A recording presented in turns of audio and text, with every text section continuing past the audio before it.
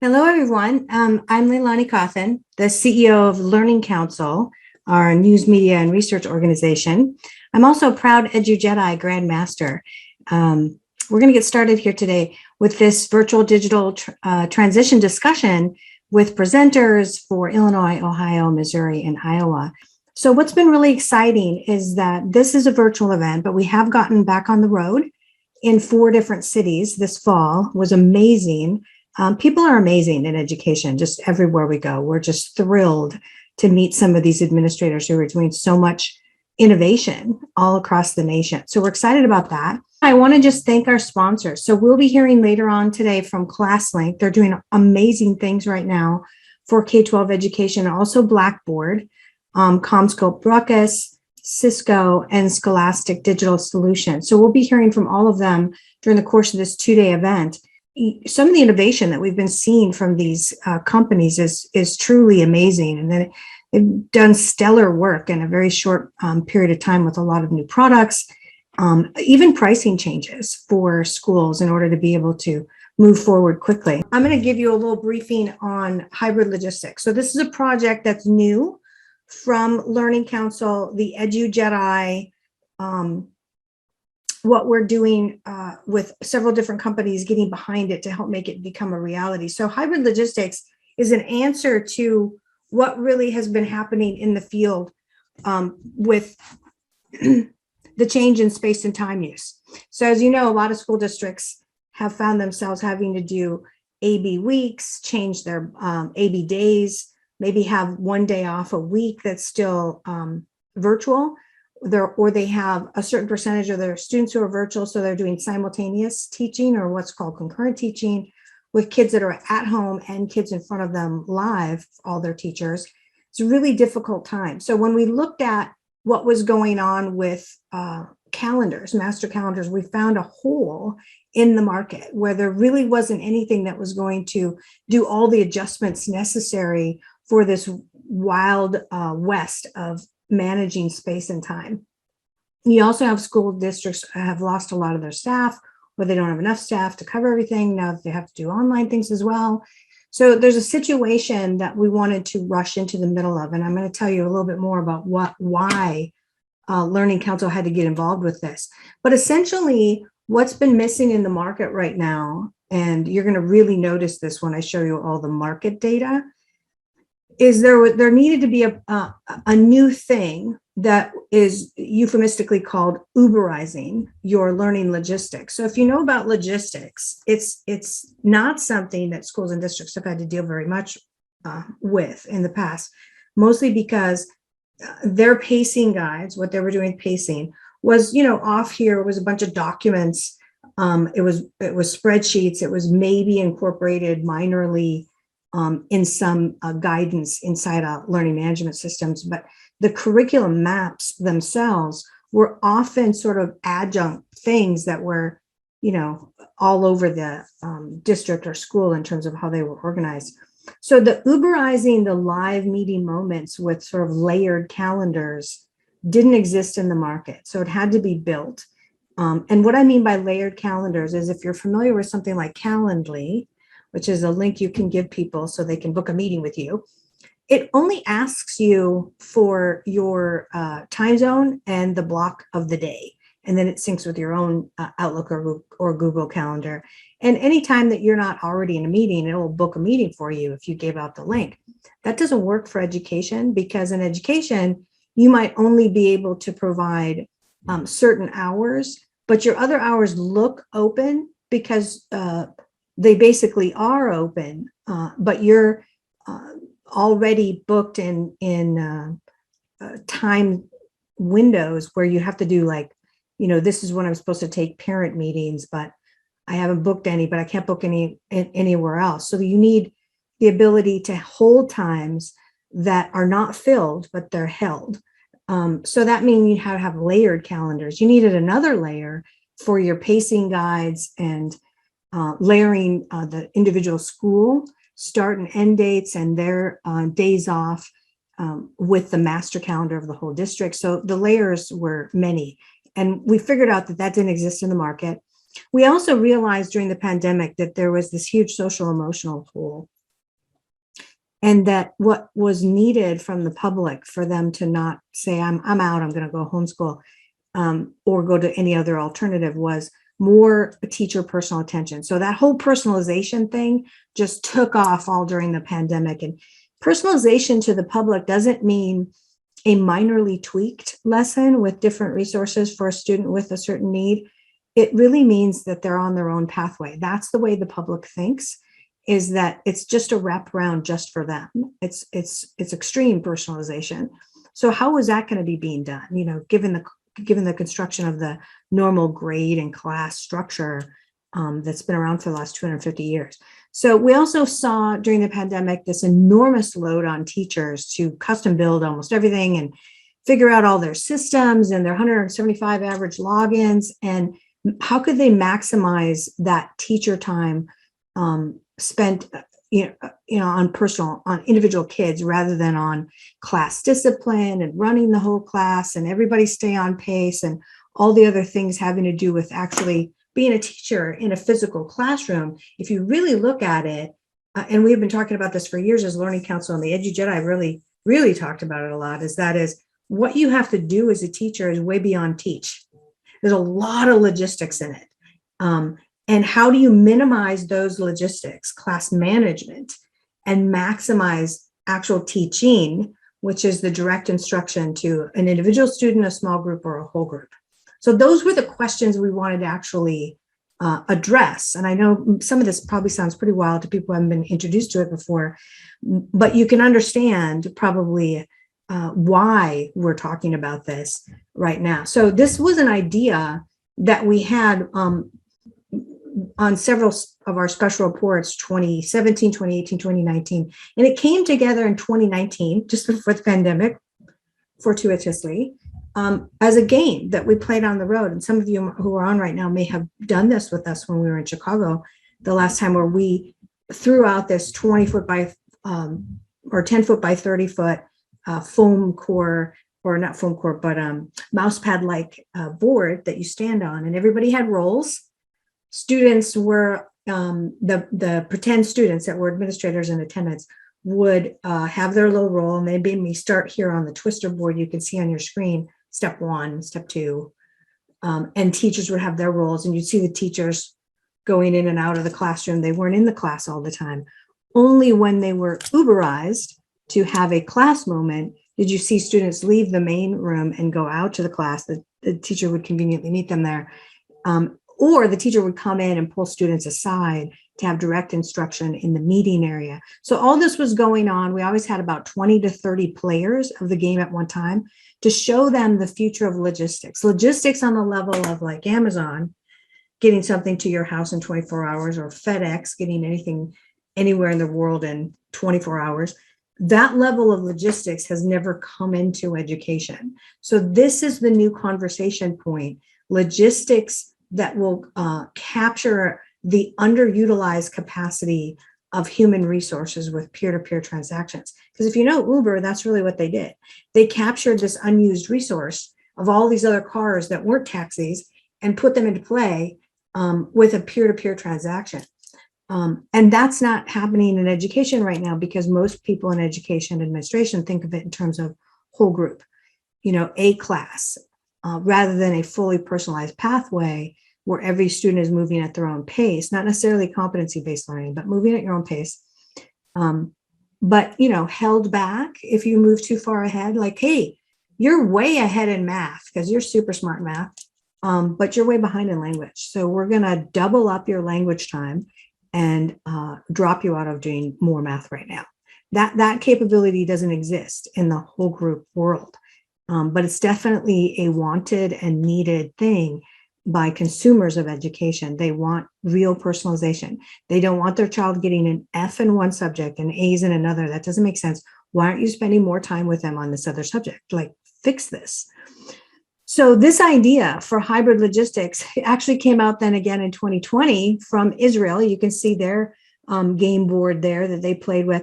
So this has really started taking off worldwide. And I'm hoping you guys stop me and ask me questions while we're missing Rich. Hopefully he can get on, but apparently he was on a flight. So joining us when he can. So hybrid logistics, the project, this is the way it would work. Users would create their personal profiles and their main calendar, just like you do in Calendly. It's like, hey, here's my time zone, here's my main calendar. And then an educator can set up what's called a no mix, which is basically either one step or several steps, and label that for how many students need to hit this step in order for it to trigger the live interaction. It's kind of like when you would use Uber and you do the group option because you want the cheaper rate to get to the airport. So you do the group option. So the cohort has to all be in order for the Uber to start driving. So then the more advanced logistics for individual schools and districts would involve creating their whole pacing calendar, which would actually not be separate PDFs anymore or separate spreadsheets.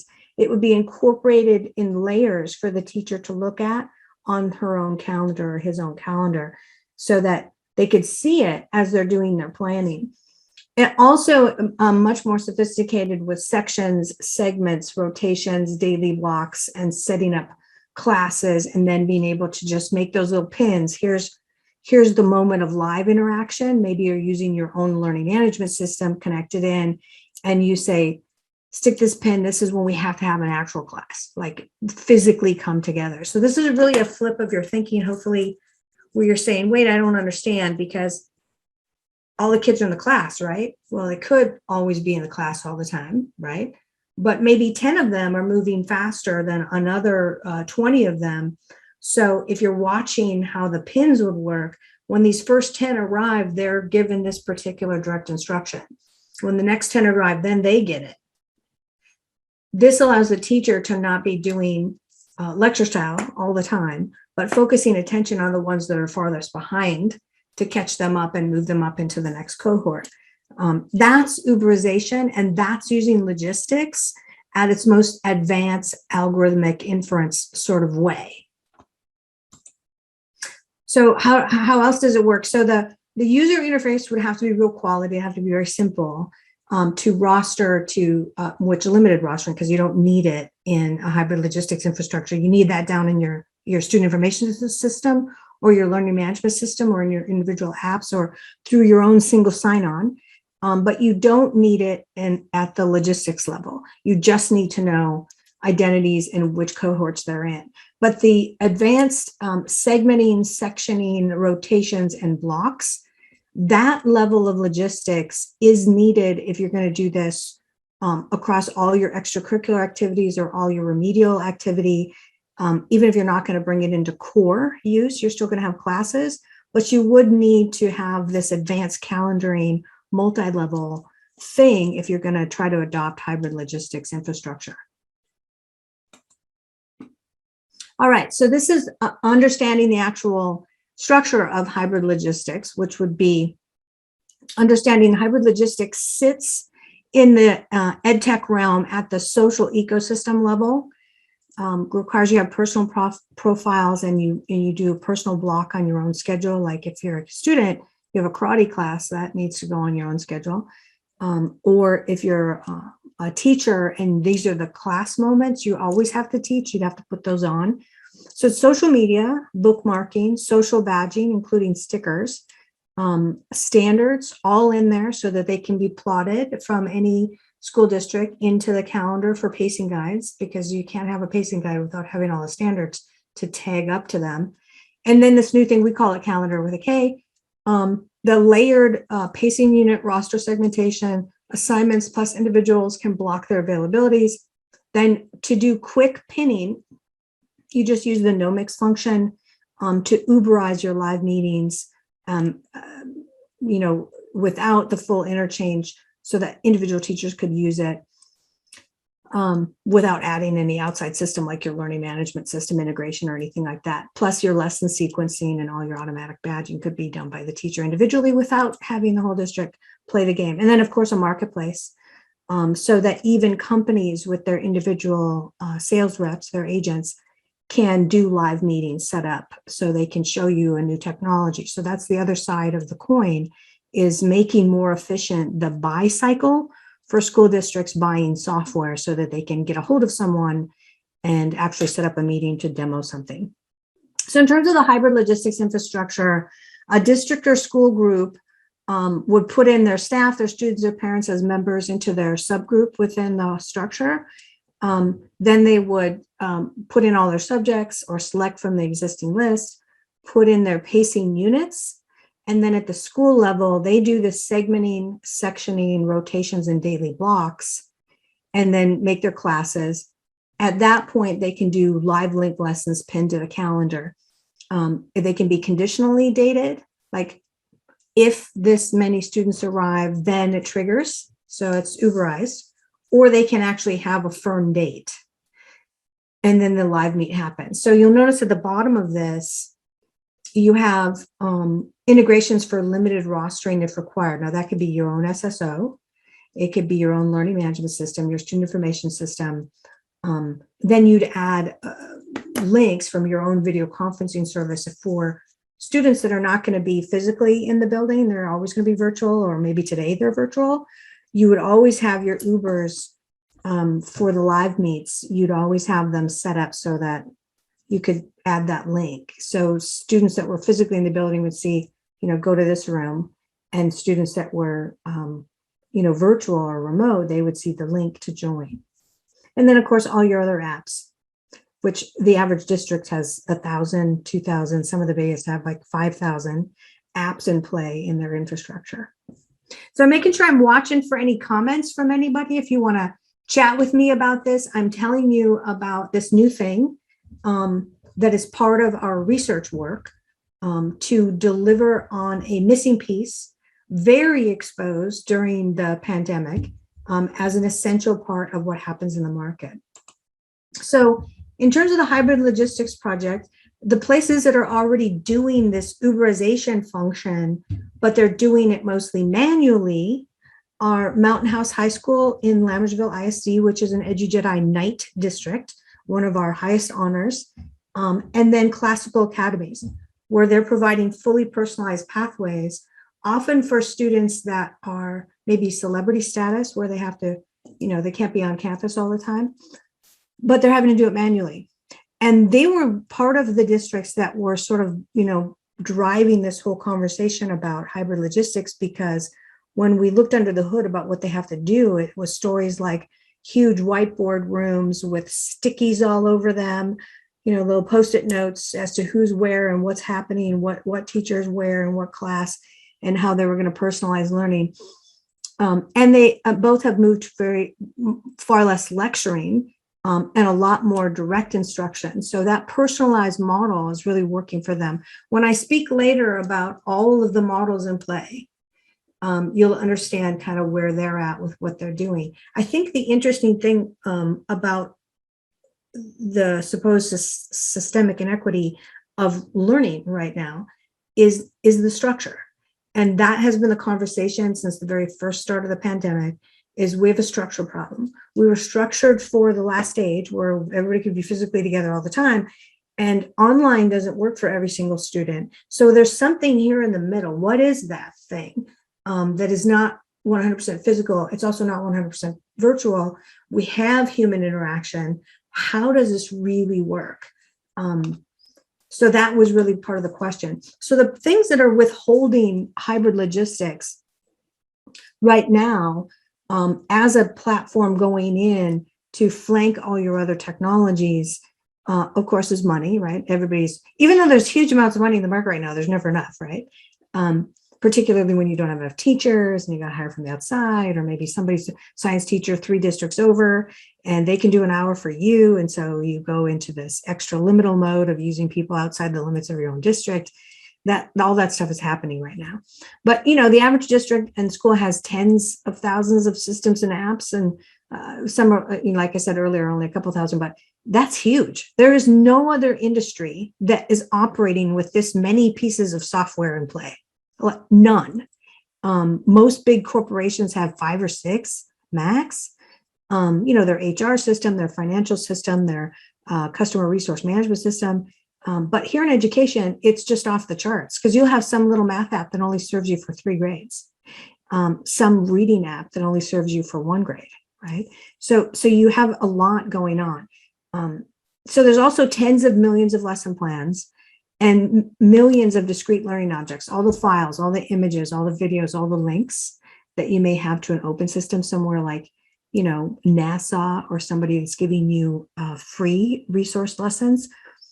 So every school must try to construct their own ecosystem. This pictorial that you're looking at is a pictorial about how to think about all of your tech, and you can create one of your own. You know, you got hardware, other hardware, your servers, local and enterprise networks, and then your community networks. But you'll notice in the green area, those are your portal level, your paywall level, your hybrid logistics scheduling platform once this is completed, your sovereign identity and rostering, that's your single sign-on. Might be more advanced than that, like from ID automation with sovereign identity level, access management, security, data warehousing, learning object repositories, analytics, other middleware. And then of course you have all your outsiders doing integration and networking stuff. The sovereign identity part, you know, there's big companies in this space. Cauthen is one of them. They've really nailed it with making sure every single product in the edtech landscape is put together. The security side now, discussions are even, you know, they're even going into that now. So the software systems like your big, we call them the big iron system, they're repositories, they're places you put stuff. They come to you like empty. And you have to fill them all out. Those are your student information systems, learning management systems, grading, badging, testing, facilities management, your professional development platform, your financial management platforms. You probably have already been talking about, we need chat bots and live chat added to all of our infrastructure. A lot of districts doing this. It's one of the hot buttons right now. And then you have all your office suites. Then over on the other side, you have all your individual applets and apps that are maybe unique to one subject. They're discrete pieces, they're linked sites, every grade, thousands of them. What's missing is that workflow routing between all of them in many instances. So this was what the EduJedi were talking about all summer long with all the meetings we held with them to update the EduJedi dictionary and the digital learning experience standards. Most people don't realize when you move to digital, you end up putting your instructions of what you're supposed to do as a student. The teacher puts those in, but students are then having to navigate between all your individual apps through your single sign-on. That navigation not being seamless, just click the next button, click the next, but having to back out, go into another system, then know what you're supposed to do next. Wait, where's that instruction? Oh, it's back over here. That has been losing kids. A lot of kids lost in digital navigation. This is a major issue. This is why workflow routing and logistics is such a hot conversation. All right, so pacing, scheduling, and assessing your school district readiness in that regard, essentially the automated pacing calendar, again, hasn't really existed. The whole curriculum mapping portion hasn't really existed in the market. So the question here is, are your teachers easily being able to see a layered calendar, their master schedule of the school or district, their own time blocks with their academic standards mirrored in a layer over them? No, this doesn't exist anywhere in the industry. So it's definitely something that has to be created. By the way, the last one was, are your networks advanced enough? Because when you think about hybrid logistics, one of the things you have to realize is suddenly you're going to have consistent network traffic higher than ever before. And then another barrier has been software models. A lot of districts don't have a schema like I just showed you for a software model. They're not thinking with it. Their minds are, I got this over here, and I got that over there, and I got all these apps, and these teachers keep pinging me. They want more apps. And they haven't sort of modeled it out how they're going to do it. And the vetting of many of the apps gets overlooked. Teachers are out there putting, 7-year-old kids with their full information about where they live in these outside apps. that nobody knows about, and it's a big security problem. So that kind of thing is not being done enough by enough districts. And the question becomes also, are they just becoming digitized, or have they moved to a true digital way of framing out all of their systems and their workflow and everything else? I would contend everything that we've seen so far in the last couple of years, and particularly with our latest survey, is that the bulk of the schools through the pandemic became more digitized. They digitized what they had already been doing and didn't start thinking all the way at a workflow level and becoming digital. And finally, the other barrier is that you have to assess in terms of your district readiness is, are your spaces going to be reworked? How are you going to do this shift to fully personalized pathways? So are you going to build the giant homerooms, the houses like Harry Potter World, House Gryffindor, House Slytherin? So you've got segmentation of your students into the houses, and then the classrooms remain empty unless they are the car for the Uberized ride where the teacher swoops in and students swoop out of their houses coming from different places, go into that, have that moment, and then disaggregate again into their study spaces. A lot of other spaces, we've been talking about this for years, that are necessary for you to think about in the future are labeled all on this map. But it's definitely, the future is a space rework if you think about workflow hybrid logistics. So that's the hybrid logistics project. Right now, the main underwriter is Cisco. Learning Council is now accepting schools and districts who want to talk with us or any of our sponsors about the future of hybrid logistics, go through benefits, talk about what it is that they would need in particular, like in order to make sense of everything. Different school districts are operating still with like Google only, maybe as their LMS, and they haven't gotten all the way to thinking with hybrid logistics. So those are the main questions there.